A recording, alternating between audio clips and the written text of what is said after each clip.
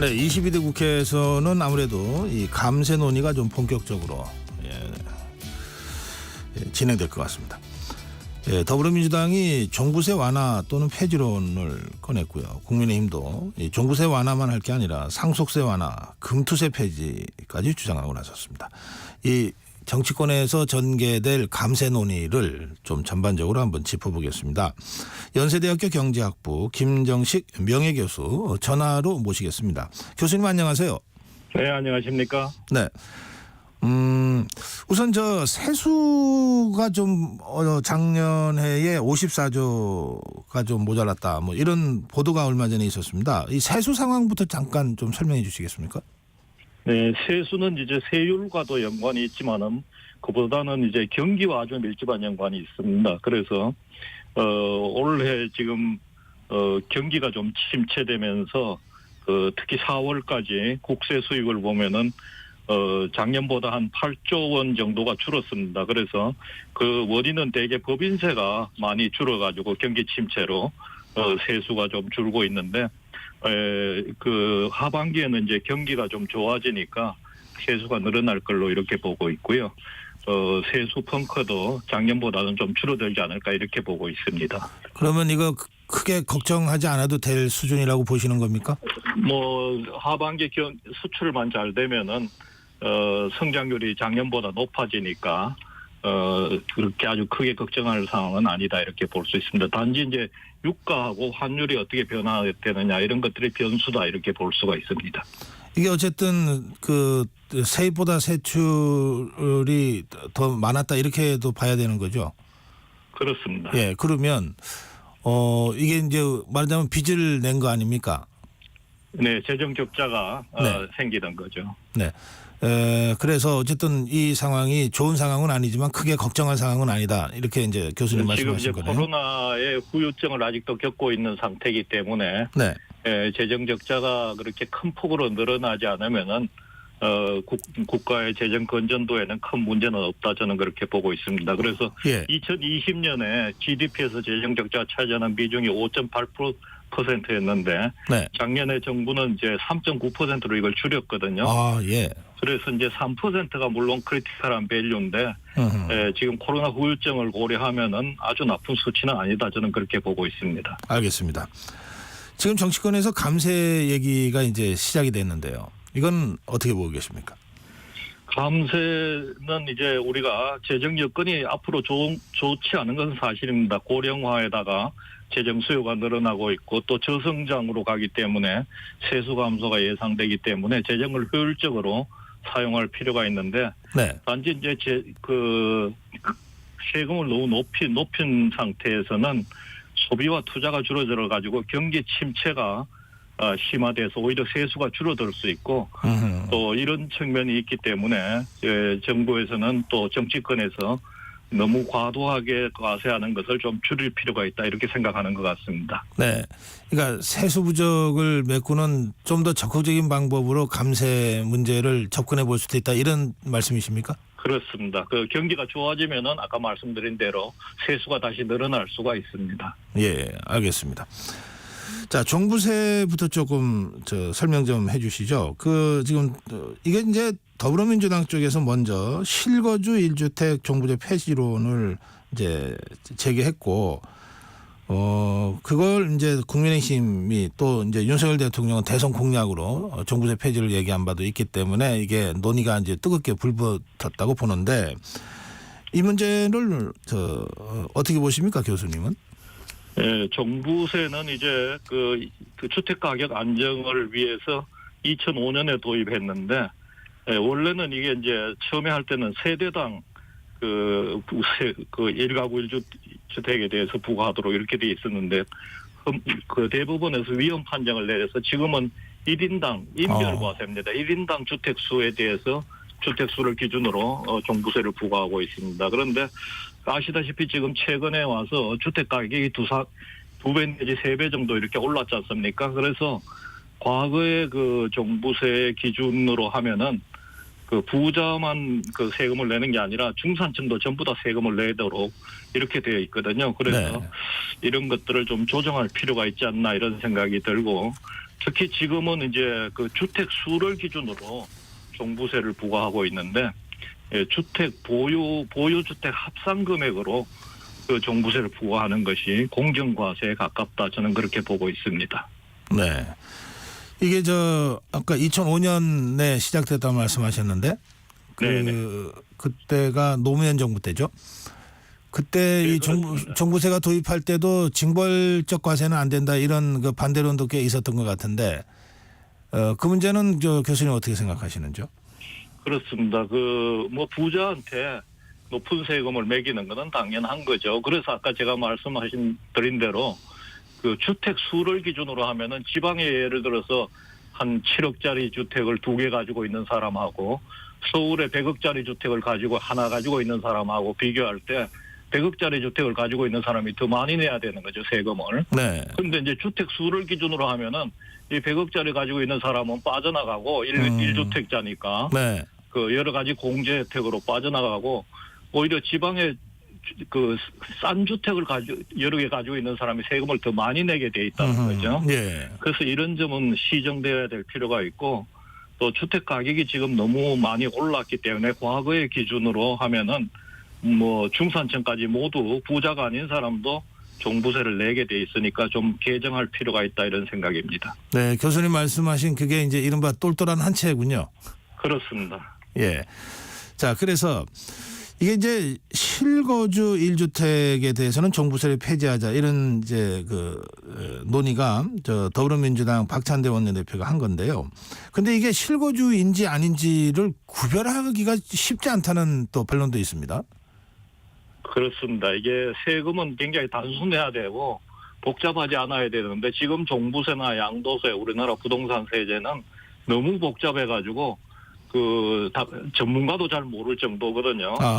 그래서 이제 여러 가지 공제 제도가 있습니다. 아까 말씀드린 대로 장기 보유와 고령자 공제를 하면은 네. 1주택자의 경우에 아무리 주택 금액이 높아도 거의 90% 종부세를 면제해주게 돼 있고, 네. 양도소득세의 경우에는 1주택자의 경우에 그 주택 가격이 아무리 고가라도 100억짜리 주택이라도 그 양도 차익의 80%를 장기 보유하면은 공제해주도록 돼 있거든요. 그래서 이런 제도는 잘못된 제도고 공정과세가 아니다 이렇게 우리가 볼 수가 있습니다. 거기서 말씀하신 그 장기 보유는 몇 년을 얘기하는 거예요? 대개 15년 정도를 보고 있죠. 그리고 고령자는 60세, 65세, 70세 이렇게 나이별로 차등하게 돼 있는데 네. 75세 이상이고 15년 보유 주택이면은 아무리 고가 주택이라도 90% 종부세를 공제해주게 돼 있습니다. 그렇기 때문에 실제로는 이게 형평과세에 어긋나는 이런 것으로 될 수도 있다 이런 지적이시군요. 그러면 교수님, 이 기왕에 이제 이게 논의가 시작됐으니까 종부세 교수님 생각에는 어떻게 손보는 것이 제일 좋다고 보십니까? 저는 아까 말씀드린 대로 주택 수 기준에서 이것은 마치 자동차를 아주 고급 외제 자동차를 가지고 있는 사람이 있고 그 중고 자동차를 아주 그냥 두 대 가지고 있는 사람이 있는데 네. 이 사람은 중고 자동차는 이제 배기량이 크다 이거죠. 옛날에 그래서 배기량 기준으로 과세를 하면은 아주 고가의 자동차를 가지고 있는 사람이 세금을 안 내고 중고 자동차 배기량 많은 거를 2개 가지고 있는 사람 세금 더 내게 되는 이런 거하고 비슷한 겁니다. 그래서 주택의 그 과세 기준을 보유금액 합산 기준으로 하면은 주택수 기준에서 이걸로 바꾸면은 공정과세가 되고 주택수가 많고 또 고가의 주택을 가지고 있는 사람은 세금을 많이 내게 돼 있다는 거죠. 그리고 1주택자에 대한 그 보유세나 양도세도 차등화시킬 필요가 있다는 겁니다. 그러니까 예를 들어 30억까지는 1주택자한테 혜택을 주고 100억짜리 주택을 가지고 있는 사람은 1주택자라도 세금을 내게 이런 제도로 바꿔야 된다는 거죠. 보유세 중심으로 개편하자 이런 주장이신 것 같으네요.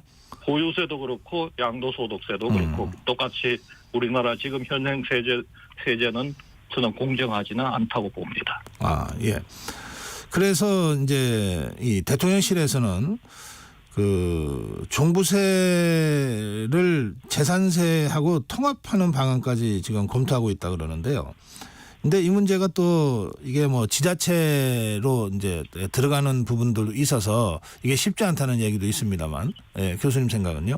그렇습니다. 정부에서는 지금 종부세를 폐지하고 재산세로 통합해가지고 네. 이것을 보유주택 합산 금액으로 기준을 바꾸자 이런 것을 검토하고 있고, 그렇죠. 또 다주택자에 대한 징벌적 과세를 중단하자, 또 고가 1주택자에 대해서는 종부세를 부과해야 된다, 이제 이런 이 입장입니다. 그래서 이렇게 통합하면은, 만약 재산세로 통합하면은 지방에 대한 재정 자립도라든지 이런 부작용이 있지 않느냐, 이제 그런 반론이 있는데, 지금도 이제 재산세는 지방세고 종부세는 국세거든요. 네. 그런데 이제 종부세를 정부가 받으면은 전부 다를 부동산 교부금으로 해서 지방에다 주고 있습니다. 그래서 예. 그런 큰 문제는 없을 것으로 생각하고, 만약 세수가 좀 줄어들면은 그것은 뭐 다른 방법으로 보전해주는 방법을 고려해야 된다, 저는 그렇게 보고 있습니다. 예, 알겠습니다. 그런데 어제 국회 앞에서 시민단체들이 기자회견을 열었는데요. 이제 종부세 폐지 또는 완화 움직임을 비판하면서 종부세를 폐지하거나 완화하는 것은 개악이다. 그렇게 되면 자산 불평등이 악화된다. 이런 주장을 했는데요. 교수님 어떻게 보십니까? 그러니까 이제 시민단체 주장은 주택 가격이 높아질 수가 있다. 두 번째로는 부의 불평등이 심화될 수 있다, 이런 문제점을 지적하는 것 같습니다. 그래서 주택 가격은 종부세하고는 물론 뭐 조금 연관은 있습니다만은, 주택 가격이 오르는 것은 다른 여러 가지 이유가 있습니다. 지금 자동차를 타고 출근하시는 분들도 들으시겠습니다만은, 변두리의 주택 가격은 싼 데가 많습니다. 그런데 왜 싸느냐 하면은 교통 문제 때문에 그렇거든요. 서울에 있는 직장에 있는 서울로 출퇴근하는데 2시간씩 막 이렇게 걸리면은 주택 가격이 싸질 수밖에 없습니다. 그래서 주택 가격을 낮추기 위해서는 교통 인프라를 만들어줘야 되고요. 변두리에서 직장 있는 서울로 출근할 수 있도록 지상철이라든지 지하철이 돈이 많이 들면은 워싱턴 DC 같이 지상철을 만든다든지 이렇게 해야 되고, 또 부의 불평등은 여러 가지 과세 제도도 물론 있지만은 여러 가지 다른 요인들이 많습니다. 그래서 뭐 인플레이션이라든지 이런 부분들을 고려해서 하면은 부의 불평등을 좀 완화시킬 수 있지 않나, 그렇게 봅니다. 알겠습니다. 국민의힘에서는 이제 종부세는 당연히 손봐야 되고 상속세, 뭐 금투세도 좀 완화하자 이렇게 주장하는데요. 이 상속세 문제는 어떻게 보십니까? 지금 아까 말씀드렸다시피 주택 가격이 두세 배 이렇게 오르면서 거의 대부분의 사람들이, 국민들이 상속세 부과 대상이 되고 있습니다. 그래서 과거에는 이제 부자만 상속세를 내는 걸로 알았는데, 이제 누구나 상속세를 내야 되는 그런 상황이 돼가지고 이 상속세 면제 한도를 조금 높여야 되지 않느냐, 그런 논의가 있고요. 상속세 부과 기준은 어떻게 돼 있습니까, 지금? 대개 배우자는 5억 원, 네. 자녀당 5천만 원 이렇게 공제 혜택을 주고 있는 거죠. 네. 그런데 이제 이것이 이제 옛날에 만들어진 거기 때문에 지금 주택 가격이 너무 높아진 이런 상황을 잘 반영하지 못하고 있다, 이렇게 볼 수가 있고. 그렇겠네요. 예. 또 상속세를 이제 정부에서는 유산세 성격이 있는데 유산 취득세로 좀 바꾸면 어떻겠느냐, 이런 안을 검토를 하고 있습니다. 그래서 유산세라는 것은 상속 금액 전체에 대해서 세금을 일단 내게 하고 그다음에 나머지 금액을 자녀들이 나눠 가지는 거고요. 유산 취득세는 일단 자녀들한테 나눠주고 거기에서 나눈 금액에서 상속세를 부과하도록 하는 그런 제도. 취득한 자녀들이 그렇습니다. 그래서 이거는 뭐 논란의 여지가 있는데, 미국은 상속세를 선택하고 있고, 일본은 취득세를 하고 있으니까 우리가 이제 논의를 해볼 필요가 있다, 이런 생각입니다. 그런데 이 상속세 완화를 정치권에서 논의할 때 늘 부담되는 게, 결국은 돈 많은 사람 세금 깎아주자는 얘기 아니냐, 이런 비판이 제기되기 때문에 그런 것 같더라고요. 그런데 이제 지금 아까 말씀드렸다시피 거의 모든 사람이 지금 상속세 대상이 되고 있거든요. 부동산 가격이 오르면서. 그래서 그거는 이제 상속세율의 문제라든지 공제 혜택의 문제라든지 이런 건데 네.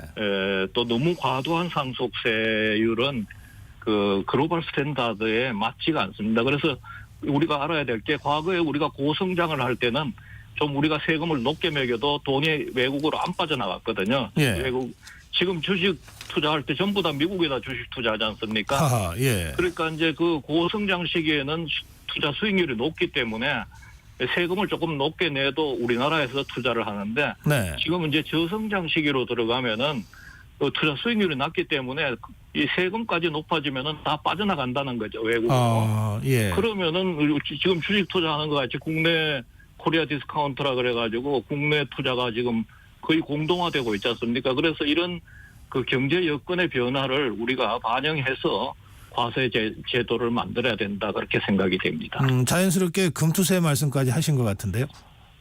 그렇습니다. 금투세도 지금 원래대로 하면은 원칙대로 하면은 소득이 있는 곳에 세금을 내야 된다.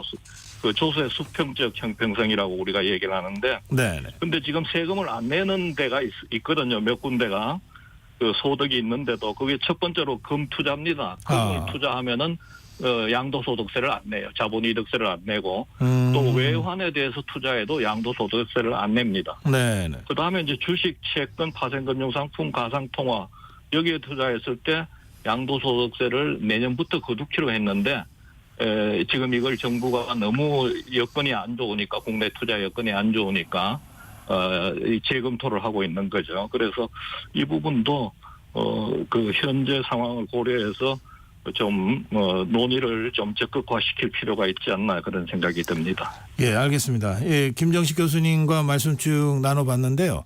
전체적으로 우리 경제 상황에 여러 가지 변화가 있었는데 이걸 제대로 반영하지 못하는 여러 가지 세금 구조 때문에 실제로 서민들한테 도움도 안 되고 국민 경제에도 크게 지금 도움이 안 된다. 그러니까 좀 현실에 맞게 고치자 이런 취지의 말씀으로 제가 들었습니다만. 그렇습니다. 예, 마무리 한 말씀 부탁드립니다. 우선 그 세수랑 우리가 세수에 대해서 걱정을 하는데 세수는 세율도 중요하지만은 경기가 굉장히 중요하고요. 그래서 그 세금을 낮춰도 만약 경기가 좋아지면은 세수가 늘어날 수 있다 이런 생각이 들고 지금은 이제 여성의 사회 참여가 많이 늘어나고 이렇게 돼서 그 여성들도 그 주택을 소유하고 있는 사람들이 많습니다. 그런데 만약 1가구 1주택만 고집한다면은 그 결혼한 여성은 그 주택을 가지기가 어렵게 돼 있는 거죠. 부모로부터 상속받았을 경우에 네. 남편이 주택이 있으면은 그래서 이것이 결혼을 머뭇거리게 하는 여성들로 하여금 그런 요인 중에 하나고 출산율을 낮게 하는 요인 중에 하나라고 생각합니다. 그래서 저는 이제 주택 수 기준에서 보유주택 합산금액 기준으로 과세 기준을 바꾸면은 이런 모든 문제가 해결될 수 있고 공정과세도 실현될 수 있다 그렇게 생각하고 있습니다. 네, 교수님 오늘 말씀 잘 들었습니다. 네, 감사합니다. 네, 연세대학교 경제학부 김정식 명예교수였습니다.